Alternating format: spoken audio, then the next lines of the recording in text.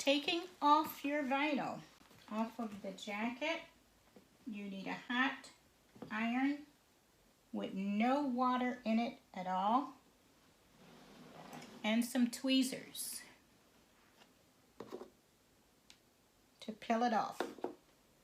Now you will notice, yep, it's starting to smoke.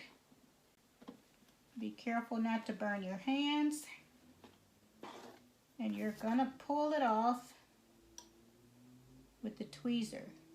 Yeah, that's place it right on there kind of tightly so you can get the vinyl off.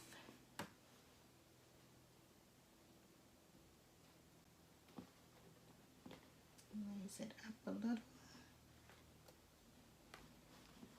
Bring it down a little. We'll try to get off the sides that it was on.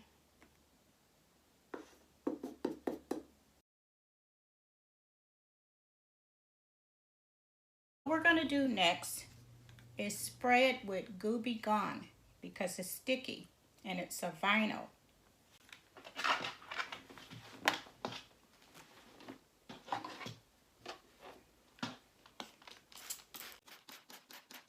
We're going to spray and let it set, and then we're going to wash it. Wash and dry it. Now these other stickers, patches rather,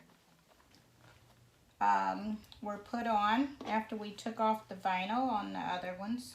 This one kind of bled through. It was a rainbow with clouds on the end. So I don't know what my granddaughter's gonna do with that she can use to color in around the areas that are dark, or if she want to leave the rainbow there, she can. And around the bunny, where the dark spot is around the bunny, she may want to color that. One moment.